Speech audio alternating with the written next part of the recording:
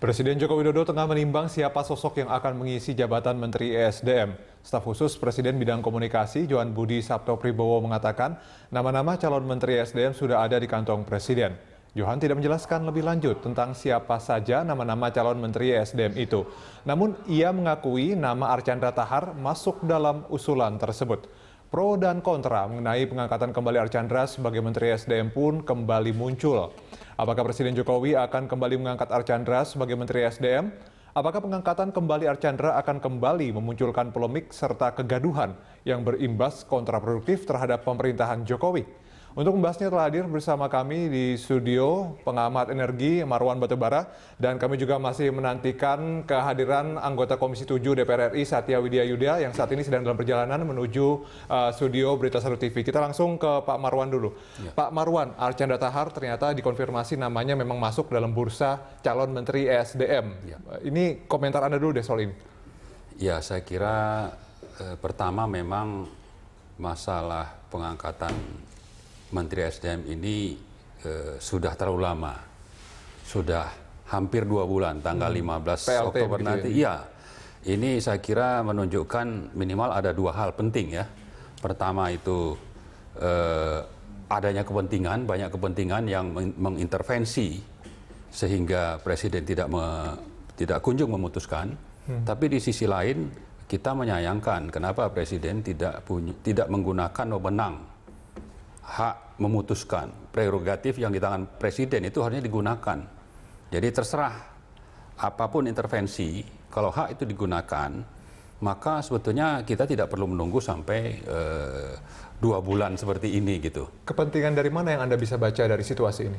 Kepentingan orang-orang yang mungkin punya interest untuk berbisnis, atau mempertahankan lapangan atau ladang bisnis yang selama ini sudah dinikmati. Yang diharapkan dengan Archandra itu akan aman-aman saja gitu. Okay.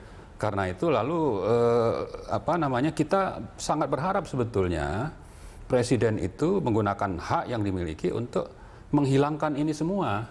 Apalagi di awal pemerintahan itu kan Pak Jokowi membentuk tim reformasi tata kelola migas yang katanya akan memberantas mafia migas. Salah satunya sudah membubarkan Petral, tapi setelah itu tidak dilanjutkan dengan menuntut siapa, atau sudah disebutkan ada hasil audit yang sudah menyasar kira-kira nanti siapa yang akan diproses, tapi nyatanya tidak dilakukan. Nah, ini sangat kita sayangkan sebetulnya. Ditambah lagi dengan kasus penunjukan atau pengangkatan menteri yang menggantikan Archandra sebelumnya yang sudah diminta mundur ya. Itu tanggal 15 Agustus yang lalu. Jadi saya kira ini tidak bisa kita biarkan lah. Ya, maksudnya Presiden jangan seperti itulah. Tolong mari berpihak kepada kepentingan negara dan rakyat. Jadi menurut Anda selama 2 bulan ini sebetulnya Presiden menimbang-nimbang atau mungkin ya menunggu sampai kasus Archandra ini selesai dulu sampai mendapatkan kewarganegaraannya kembali begitu? Kalau soal sudah mendapatkan kewarganegaraan kembali itu kan sudah diperoleh kira-kira sebulan yang lalu. Yeah. Kalau memang itu kan ya langsung saja dilantik kembali. Tapi kan faktanya karena memang banyak suara-suara yang tidak mendukung, suara-suara yang merasa bahwa ini bukan langkah yang tepat, maka Pak Jokowi tidak berani melantik itu gitu. Oke, jadi sebetulnya sudah tidak relevan lagi untuk mengaitkan status kewarganegaraan dengan masuknya lagi Archandra sebagai calon Menteri SDM. Betul, karena memang isunya adalah bahwa kalau bicara kemampuan, saya kira tidak banyak yang meragukan lah. Kalau bicara legal aspek terkait dengan kewarganegaraan, saya kira juga sudah tidak ada masalah. Tapi kalau bicara integritas, ini sangat kita butuhkan karena memang begitu banyaknya KKN yang terjadi hampir di semua sektor, di mana faktor moral, integritas itu adalah kunci. Nah, kita melihat Pak Archandra ini misalnya, waktu dilantik itu kan mestinya bisa berkata jujur bahwa beliau bukan warganegaraan Amerika. Ya, kemudian ada lagi kasus paten, katanya itu harus menjadi warga negara Amerika, ternyata tidak. Tidak butuh sebetulnya Pak Archandra itu untuk merubah WNI menjadi warga negara Amerika. supaya dia mendapatkan hak paten itu misalnya. Ini kan sudah ada dua hal prinsip yang saya kira terkait dengan masalah integritas yang sebetulnya semakin kita butuhkan semakin ke belakang ini. Nah, itu sebetulnya yang menjadi faktor kenapa masyarakat itu masih mempertanyakan. Kalau saya berkira kan seperti itu. Nah, berani nggak Pak Jokowi berhadapan dengan concern masyarakat tadi terkait dengan masalah integritas? Kita tidak ada masalah dengan Pak Archandra. Beliau itu orang mampu. Mungkin ada tempat lain yang layak untuk beliau. Tapi kalau untuk yang strategis seperti ini, kita khawatir lah begitu. Sepertinya Anda termasuk orang yang mungkin kalau bisa jangan Pak Archandra begitu. Betul. Kita kan bicara tadi masalah moralitas. Kita bicara bahwa integritas beliau itu kita ragukan karena sudah terbukti. Tadi dari minimal dari dua hal. Kenapa tidak terus terang bahwa beliau sebetulnya bukan warga negara Indonesia sehingga tidak eligible, betul. Sebelum penunjukan yang pertama. Betul. Tapi kemudian ketika kemudian Pak Jokowi juga sebetulnya mungkin ini juga tidak bisa semuanya ditimpakan masalahnya ke Archandra karena mungkin yang merekrut juga ada lalai dan sebagainya. Ya kan kalau menurut Anda seperti itu? Ya, saya kira kembali lagi tadi kita punya standar, kita punya ukuran yang standar ini mestinya dipertahankan. Bahwa terjadi dulu kesalahan, tapi jangan justru itu terus kita lalu menghilangkan hal-hal yang prinsip tadi.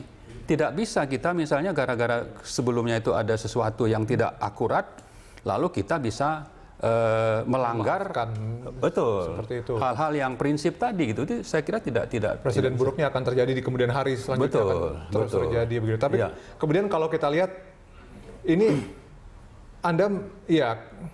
kalau kita lihat kan sebetulnya kan ini selama 2 bulan ada PLT begitu kan. Ini kan jabatan yang strategis. Apakah menurut Anda sebetulnya sudah ada harusnya orang-orang sosok-sosok yang harusnya sudah bisa dilantik begitu menjadi Menteri SDM tapi kemudian karena presiden menunggu makanya ditunda-tunda terus? Saya kira kalau bicara opsi pilihan selain Pak Archandra itu sangat banyak.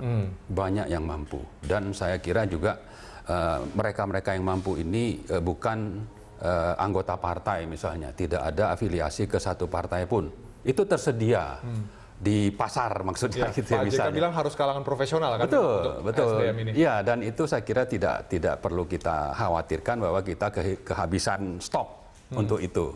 Nah, masalahnya tadi kan ini ada kepentingan gitu. Atau bisa saja Pak Jokowi udah sangat percaya gitu. Tapi masalahnya tadi kembali lagi kita bicara soal moralitas gitu. Apakah ini ingin dilanggar? Atau Pak Jokowi sendiri kita harapkan bisa tampil menjelaskan ke publik apa alasan beliau begitu kuat mempertahankan Pak Archandra ini. Iya, jadi kalau beliau tampil nanti masyarakat merasa yakin, bisa saja dukungan itu berubah. Masyarakat sangat mempertanyakan sekarang alasan dari Pak Jokowi untuk terus mempertahankan Archandra? Ya, kalau tidak seperti itu mungkin sebulan atau 1,5 bulan yang lalu sudah dilantik. Tapi karena banyaknya concern itu, akhirnya kan Pak Jokowi jadi ragu-ragu. Itu membuktikan bahwa ada masalah nih sebetulnya. Nah, selama 2 bulan ini sejak misalnya Pak Archandra itu mundur atau diberhentikan, mestinya kan bisa juga ada proses untuk membuat supaya kalau memang Pak Archandra itu masih ingin ditunjuk, ada langkah-langkah sistematis yang dilakukan oleh presiden dan kalangan di pemerintahan lah, yang untuk mengklarifikasi atau untuk membuat supaya rencana pengangkatan kembali itu bisa berjalan dengan mulus. Nah, itu tidak kita lihat misalnya, hanya memuluskan dari aspek legal, yaitu mengakui kembali beliau sebagai WNI. Ya, sebetulnya juga ini concern masyarakat juga ada beberapa ya sebetulnya orang-orang yang kemudian ada ketakutan begitu, jangan-jangan ini masuknya Archandra ini ada kepentingan asing juga begitu. Anda juga melihat sisi itu, Pak? Kalau soal itu bisa saja ya, tapi saya tidak terlalu khawatir seandainya presiden sendiri punya komitmen yang kuat. Toh nanti semua keputusan strategis itu ada di tangan presiden.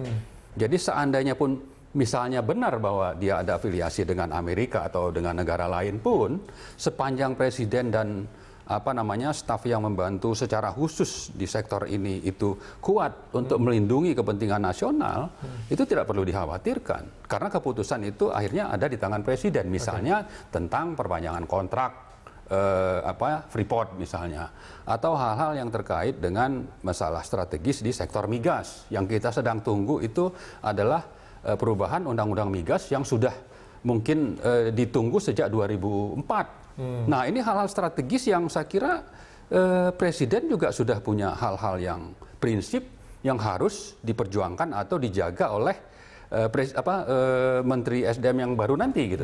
Jadi tidak perlu kita khawatirkan sebetulnya. Tadi Anda bilang sebetulnya banyak juga putra-putra bangsa yang juga kompeten, punya kompetensi yang sama dengan Pak Archandra Tahar ini. Tapi kemudian kalau bicara soal visi, kalau bicara soal chemistry mungkin agak beda. Sepertinya memang Pak Jokowi punya ikatan khusus nih dengan Pak Archandra Tahar ini begitu. Sevisi klik begitu. Ya, saya kira dari sekian puluh menteri bisa saja kita juga mempertanyakan itu kepada Presiden. Apakah sampai sebegitu bermasalahnya seandainya itu bukan Archandra lalu chemistry ini menjadi tidak cocok. Saya kira juga bisa dibangun begitu. Bisa dibangun sebetulnya, ya. Apalagi yang namanya Presiden kan punya wewenang untuk memerintahkan, tidak sekedar minta masukan, tapi merintahkan. Kalau memang punya prinsip yang harus diperjuangkan, Presiden bisa lakukan itu. Oke, tapi kalau misalnya nanti ternyata ini kan belum tentu terpilih juga, karena kan masih masuk bursa. Tapi ternyata kalau misalnya, kalau mungkin namanya muncul saja di bursa sudah bikin gaduh, begitu. Apalagi kalau misalnya nanti terpilih, begitu. Apakah Anda melihat ini nanti kalau misalnya Archandra terpilih akan begitu besar lagi kegaduhan yang terjadi, dan apakah Presiden sudah mengantisipasi soal itu? Ya, saya kira kegaduhan itu pasti ada, tapi itu akan bisa dikurangi, diredam misalnya, seandainya tadi Presiden juga bisa menjelaskan tampil langsung. Kalau perlu dari sekarang itu ya ada hal-hal yang dibuat sebagai langkah untuk membangun sehingga nanti keputusan itu akhirnya tidak terlalu bermasalah. Bisa dilakukan dari sekarang. Perlu seperti itu Pak, karena takutnya nanti begini, menteri-menteri lain juga dia harus menjelaskan kenapa memilih ini, kenapa memilih itu, atau ini special case saja?